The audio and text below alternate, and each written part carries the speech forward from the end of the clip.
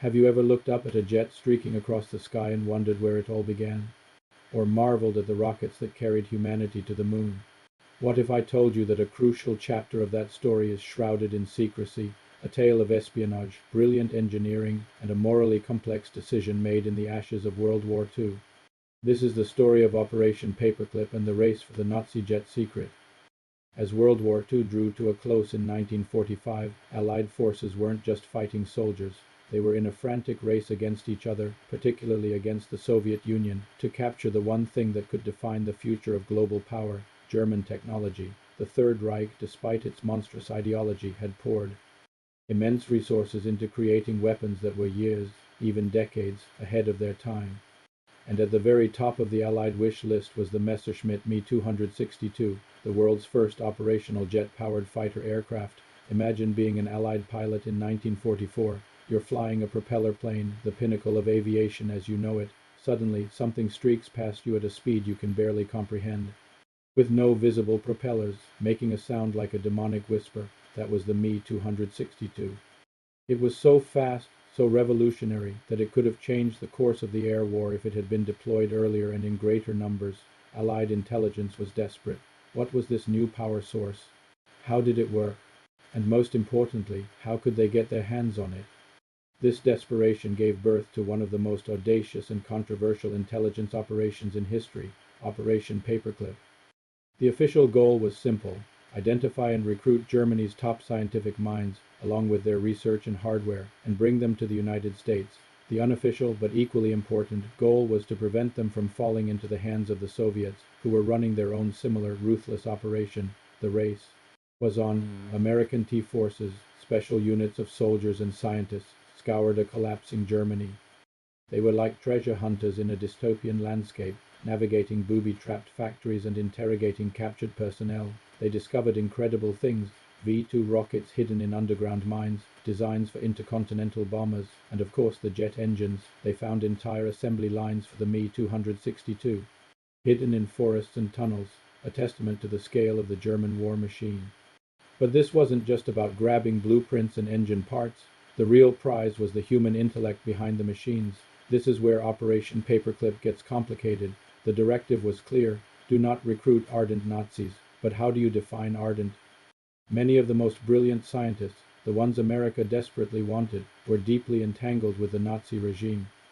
Take Wernher von Braun, for example, the genius behind the V-2 rocket, the weapon that had terrorized London. He was an SS officer. His work relied on the brutal exploitation of forced labor from concentration camps, where thousands died under horrific conditions. Yet his knowledge of rocketry was unparalleled. Without him, would the American space program, the Saturn V rocket, and the Apollo moon landing have happened as they did? It's a deeply unsettling question. Another key figure was Hans von Ahane, one of the independent inventors of the jet engine. American intelligence officers had to make difficult on-the-spot judgments. They knew these men were not innocent bystanders. They were architects of a war machine. But the Cold War was looming. The logic was cold and pragmatic. If we don't get them, the Soviets will, and they'll use this knowledge against us. The paperclips were attached to the records of scientists whose Nazi pasts were too significant to ignore, a signal to bypass standard security checks. Over 1,600 German scientists and their families were secretly brought to America. They were given new homes, new identities, and new jobs in places like White Sands, New Mexico, and Huntsville, Alabama. The man who designed rockets to destroy Allied cities was now leading the team to put an American on the moon. The impact was immediate and profound. The knowledge from the German jet programs, like the Me 262, and the advanced Junkers Jumo 004 engine, was reverse engineered and analyzed. It directly influenced the design of America's first generation of jet fighters, like the F-86 Sabre, which would go on to dominate the skies over Korea against the Soviet-made MiG-15, a plane that, ironically, also had German jet technology roots. The competition that began in the ruins of Germany continued in the skies above Asia. This influx of talent didn't just shape military aviation, it kick-started a technological revolution across the board. These scientists contributed to aerospace engineering, electronics, medicine, and of course the space race, which became the defining technological drama of the 20th century. The America we know today, a leader in science and technology, was in no small part built upon the foundation laid by Operation Paperclip. Or was it a moral compromise that whitewashed the crimes of individuals in exchange for technological supremacy? There are no easy answers. The operation saved countless American lives by accelerating military technology and preventing that same tech from being used against the West.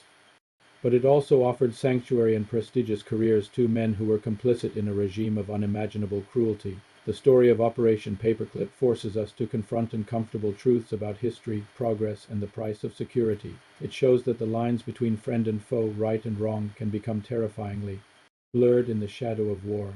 The next time you see a jet, think of this hidden history.